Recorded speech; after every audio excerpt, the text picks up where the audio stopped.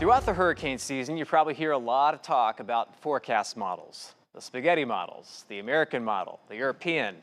They're important tools to help us forecast the path and strength of storms. And over the last few years, some of these weather models have gotten remarkably accurate. And one could even say smarter, with the help of artificial intelligence.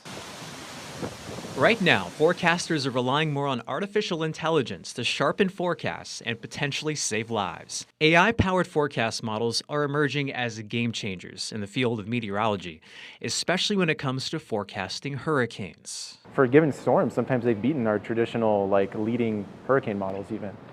Dr. Michael Fisher studies machine learning at the University of Miami. His fascination for weather started when he was a kid, growing up in Miami and seeing the devastation when Hurricane Andrew hit in 1992. Now, decades later, Dr. Fisher is using the power of AI to track hurricanes. AI is such a rapidly growing field. Even the techniques and things that were used a few years ago are kind of obsolete in some realms, and so there's such continuing improvements in the field. It's excited to be pushing the envelope of what we can do. I will say that they are promising. I mean, they really are promising, and I think not any one AI model, but the culmination of all of the AI research and technology is going to push the overall hurricane program forward with better accuracy.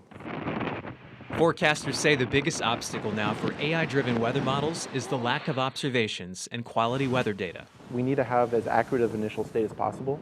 If we have something wrong, that can snowball with time and cause errors. So I think it's also going to depend on how can we improve our observations. We can continue adding new satellites with better resolution. And so one person hoping to make a difference is from right here on the Gulf Coast. Trying to be the next hometown hero.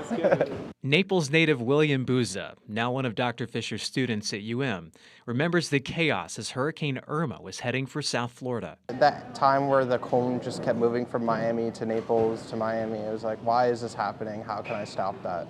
William believes tapping into the full potential of AI will mean less chaos and more coordination. I think it could allow them to get the message quicker.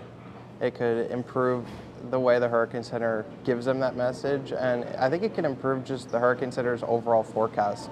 And his professor agrees. I'm excited about potentially creating more accurate forecasts, providing tools to help forecasters make more accurate forecasts so we can help save lives and property in the path of these really devastating storms. Reporting from the University of Miami, meteorologist Jason Dunning, Gulf Coast News.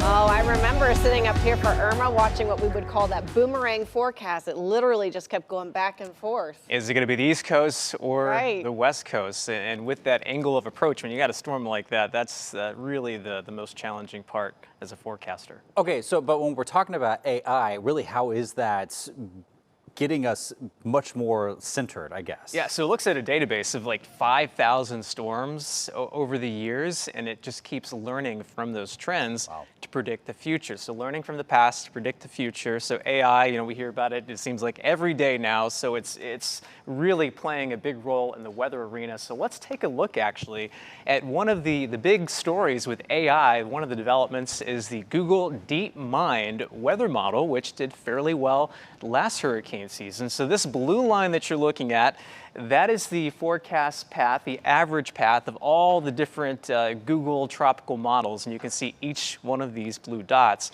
represents a different member of those models. But the consensus here with the Google AI DeepMind model is for a recurve up to the north, east of Florida with Tropical Storm Erin.